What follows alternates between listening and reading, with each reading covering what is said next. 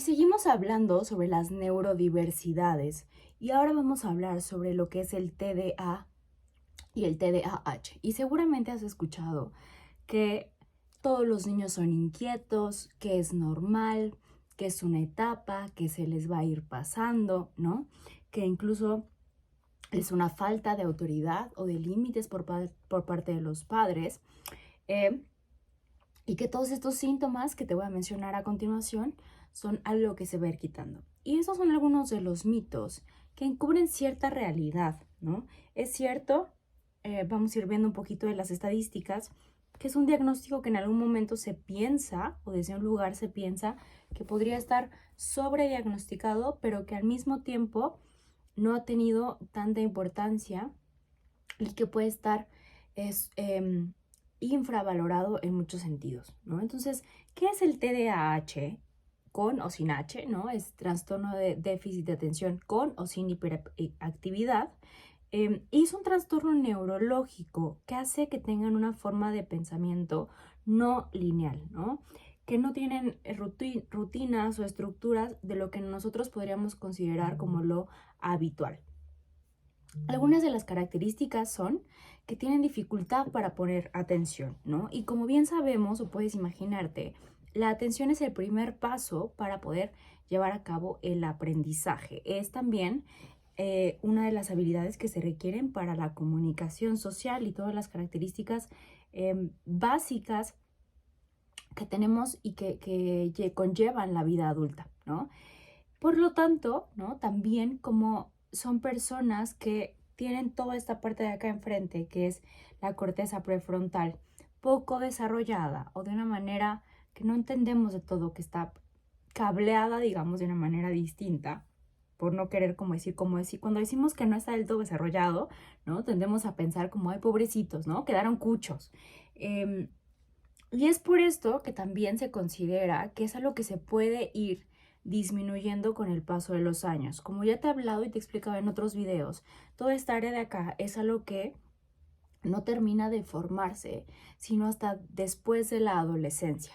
Y por lo cual es muy importante que las personas en general tengamos, que tratemos de tener una infancia y una adolescencia lo más pura posible, que no esté con algunos agentes que podrían ser de producto de adicciones, ¿no? O que nos lleven hacia sustancias adictivas como la dopamina, ¿no?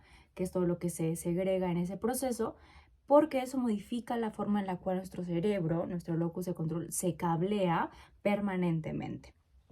Hablando de dopamina, es justamente la dopamina la que está desregulado en los trastornos de déficit de atención. La dopamina es lo que nos motiva a hacer cosas. Es esa chispa que se da como para impulsarnos a hacer cosas, para permanecer en ciertas actividades y que también se da y se libera en menor cantidad cuando se termina o se logra algo. Pero hoy se entiende que no solamente es el proceso de llegar, sino lo que hace que te den ganas de hacer algo.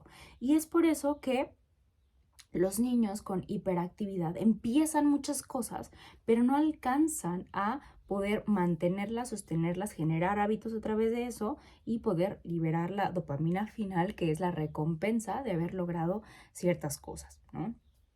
Entonces hay una falta de control de impulsos, ¿no? Porque acá toda esta área de acá es la que prevé, la que planifica cosas a futuro y la que tiene la capacidad de decir, si yo hago esto, entonces va a pasar esto, ¿no? Ellos solo actúan de manera muy instintiva, muy impulsiva, porque no están teniendo realmente el la previsión de qué es lo que puede pasar, cuáles son las consecuencias de esos actos, ¿no? Entonces también hay mucha desregulación emocional, ¿no?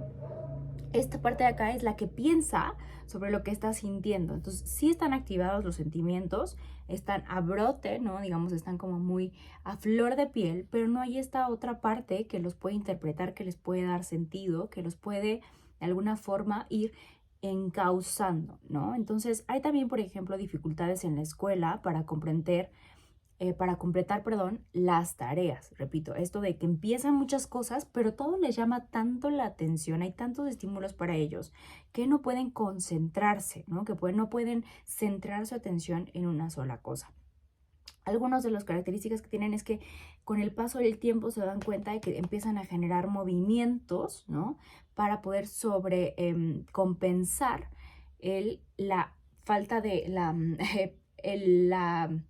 ay, se me fue la palabra, la alta impulsividad, la alta energía que ellos tienen para entonces poder poner atención. Eso es lo que, por ejemplo, yo hago de alguna forma, no tengo trastorno de déficit de atención, pero que ya que me cuesta mucho trabajo mantener un cierto hilo conductor, juego con algunas cosas. Y eso me pasa también, por ejemplo, cuando estoy con mis pacientes. Siempre traigo algo en la mano y yo estoy jugando con eso porque me ayuda a poder centrar mi atención. No quiere decir que todas las personas que hagamos esto tengamos déficit de atención, o probablemente sí, y en alguna forma lo hemos manejado o concentrado. Vamos a hablar en todo un video acerca de cuáles son las características y cómo se puede detectar de manera un poco más sencilla en adultos. Hay también esta inquietud o nerviosismo, ¿no? Que afecta sobre todo en las relaciones interpersonales, que podría confundirse con timidez, podría confundirse como incluso desatención hacia la otra persona, y es por eso que en la adultez es cuando este aspecto genera más problemas. Se atropellan mucho al hablar porque quieren decir muchas cosas, no pueden respetar a veces muy bien los turnos de estas pausas sociales que hacemos en la conversación.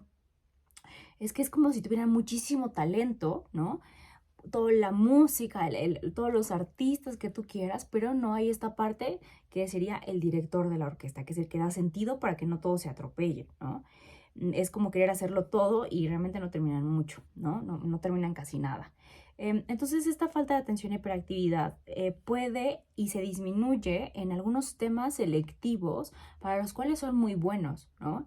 Cuando algo les interesa, realmente son capaces de poner y centrar su atención en eso, pero les cuesta mucho más trabajo realizar estas tareas, ¿no? Por ejemplo, pedir comida en una aplicación, tienen tantas opciones que se van hacia mil cosas, o son los que entran al teléfono e iban a checar una cosa y terminan checando 50. Entonces parece que las tareas más simples son las que más complejidad, más dificultad tienen ellos de realizar. Hay cosas que lo que se conoce como la vida multitasking, que en realidad no existe, que es, ya lo hemos desmitificado y lo hemos hablado en otros videos, que es hacer muchas cosas al mismo tiempo o tener muchas ventanas al mismo tiempo y vas brincando de una en otra. No realmente se hacen en simultáneo, ¿no? Que ese es como el mito que hay detrás. Y es que ellos manejan muy bien todas estas ventanas. Pero no necesariamente quiere decir que terminen todas las ventanas, ¿no? Sino que tienen muchos proyectos a la par. Y ellos, en un sentido, pueden manejar relativamente mejor esto que las personas neurotípicas. Dificultades, por ejemplo, para ordenar la casa, para hacer tareas simples. Esta cuestión que en la escuela se da mucho, que es las tareas, recordar las tareas, qué tarea es de cada clase. Para ellos no le encuentran mucho sentido, se pierden un segundo y en realidad pasaron varios minutos. Entonces puede ser que confundan las asignaturas, las materias. También pueden tener dislexia justo por lo atropellado que es su estructura de pensamiento, su desestructura de pensamiento, que como quieren decirlo todo al mismo tiempo, juntan palabras en su cabeza, ¿no? A veces hacen contacto visual, pero a veces no. De hecho, es muy chistoso porque en la conversación con los niños y con los adultos es como si realmente tuvieran que estar volteando a ver a otro lado, y no por falta de respeto o por falta de ganas de contacto físico o de empatía, sino que realmente su forma, están prestando atención a todos los estímulos y todos los estímulos los disipan hacia otros lugares, ¿no? Entonces, por ejemplo, seguro es probable que hayas visto estas sillas que son como para mantenerse en movimiento, y esos movimientos les ayudan a mantenerse centrados en sí mismos, ¿no? Eso es de gran utilidad.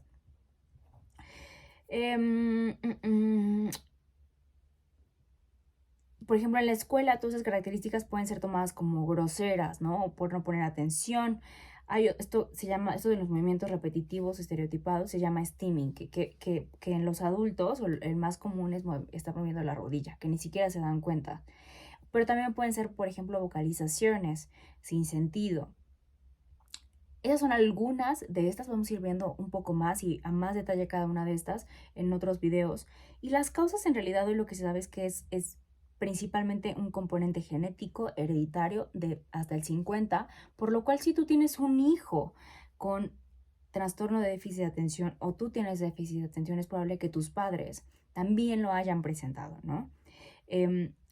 Esta es una de las razones por las cuales a veces es difícil de diagnosticar, porque los padres, cuando ven esas características en sus hijos, las excusan diciendo que ellos fueron iguales, ¿no? Entonces, ¿qué es normal? Que es una cuestión de carácter, ¿no? Y en cierto sentido es, pero no es porque sea lo normal, ¿no? O sí, lo natural o sano, por decirlo de alguna forma. No me gustan las palabras, pero podríamos decir lo que no es porque sea bueno necesariamente, ¿no?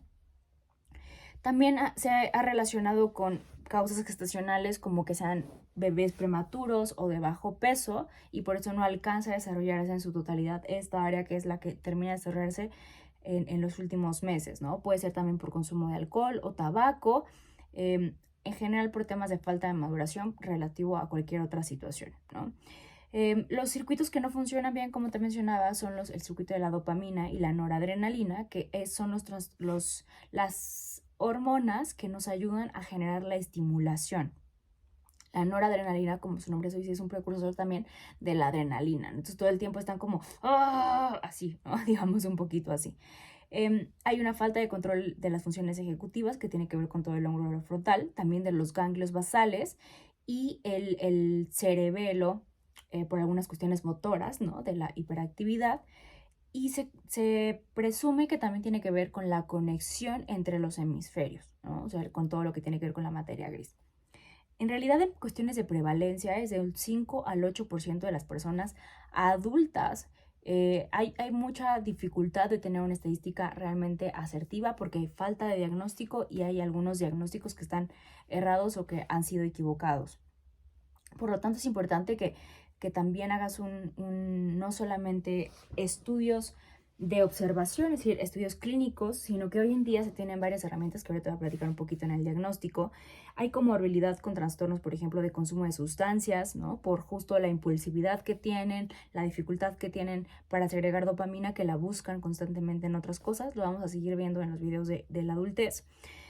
Con dislexia, como te había comentado, y con trastorno de ansiedad y depresión. El diagnóstico se hace hoy a través de exámenes neurológicos, a través de entrevistas clínicas y hay también pruebas de realidad que ayudan tanto para ponerse enfocadas en cómo es la visión de unas personas con déficit de atención, como cómo funcionan y cómo reaccionan en la interacción con otro. Y eso se hace a través de las pantallas, por ejemplo, lo cual es bastante útil, sobre todo en niños, que si alguna vez te han hecho un electroencefalograma, por ejemplo, tienes que quedar quieto y a los niños no los dejan dormir, por ejemplo, una noche antes para que durante ese momento se puedan quedar quietos. Y no siempre lo logran. Entonces, eso dificultaba en su momento que realmente se pudieran hacer pruebas adecuadas. Hoy en día ya hay bastantes más, ¿no? Entonces, el tratamiento en realidad se realiza principalmente a través de medicamentos para poder ayudar a estas regulaciones. El típico Ritalin, que en algún momento has escuchado, que hoy en realidad ya está en desuso, pero hay otros buenos medicamentos que se ayudan para poder controlar esto, disminuirlo y tener una vida mucho más funcional, desde los que son estimulantes como a los que no son no estimulantes. Y es importante para esto que vayas con tu psiquiatra o un neurólogo.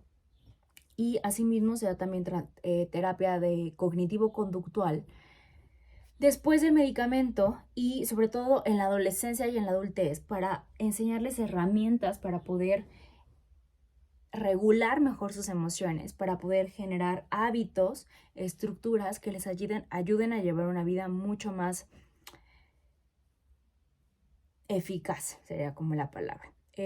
Al principio no se recomienda ejercicios de meditación, pero conforme van en la vida adulta y tienen mayores resultados con el medicamento y la terapia cognitivo-conductual, la meditación ayuda a hacer mayor control de las emociones, mayor regulación, diría, ya no me gusta la palabra control, pero también a fortalecer todo lo que es el área de locus de control, que justo son las áreas que no pueden controlar bien. No lo recomendamos al principio porque puede generar mucha sensación de frustración cuando no logran mantener la atención.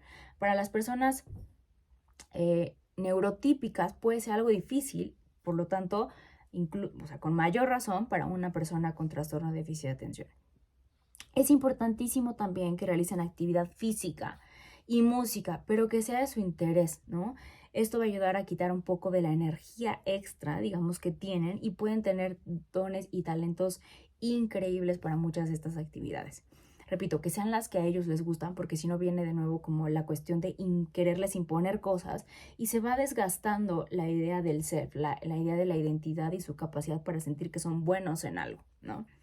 También, por supuesto, requieren terapia y apoyo emocional porque el estar escuchando constantemente de la escuela, de los padres, de la familia, de los hermanos, las comparaciones con otros niños, con cómo otros sí pueden y él no puede, los hace sentir, si no hay un discurso ético y muy cuidado del entorno, que no son lo suficiente, que hay algo mal que está con ellos, ¿no?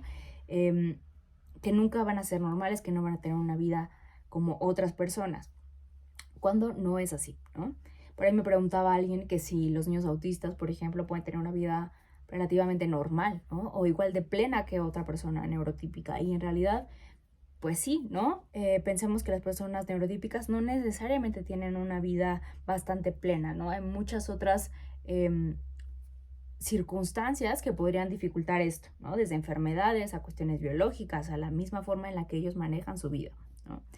Entonces también quitémonos mucho esta idea de que hay personas que van a tenerla más fácil que otros, no necesariamente, ¿no? No quiere decir que no, claro que es un privilegio ser normotípico, neurotípico, porque la vida está construida, digamos, para todos ellos, pero hay muchas formas diferentes de ver y de pensar esto. Te invito también a que cheques el último podcast donde te hablo de las dudas en términos de relaciones amorosas, porque ahí vamos a ir viendo de manera de por qué es importante problematizar sobre esto en términos de pareja, en términos de sociedad, en términos de todo eso, ¿no? Entonces, chécalo, a lo mejor te puede ser útil.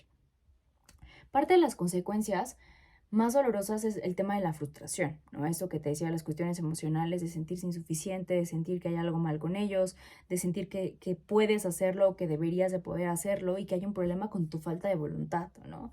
E incluso cuando llegas a terapia, si tú no tienes un diagnóstico o si no le has podido expresar o no tienes una persona que sea capaz de diagnosticártelo o de detectar ciertos síntomas o rasgos, te va a hacer sentir como que hay algo mal contigo, que no lo deseas lo suficiente, ¿no? Que no le estás echando ganas, es como el mito que tenemos detrás de todo esto, ¿no? Entonces, el TDAH también implica grandes talentos, ¿no? Sobre todo en las cuestiones artísticas, en las cuestiones de matemáticas, cualquier cosa que a esos niños les interese, pueden desarrollarla plenamente, ¿no? Entonces, probablemente no en las mismas cosas en que los demás son muy buenos, como en orden o en estructura, pero justo ese es tu superpoder, ¿no? Un pensamiento divergente, esos trabajos creativos, las multitareas, como te decía, ¿no? Entonces, tampoco es como que te hagas súper o mejor que los demás, pero te da otras herramientas, otras oportunidades. Siempre hay una visión optimista de cuál podemos sacar recursos de las crisis, ¿no? Entonces, también es otra forma de funcionamiento y también tiene sus propios beneficios como cualquier otra. En un siguiente video te hablaré sobre las claves para poder entender a las personas con TDAH en adultos y cómo afecta la sexualidad, el trabajo, etcétera. Entonces déjame todas tus dudas acá, te leo con mucho gusto y nos vemos la siguiente semana.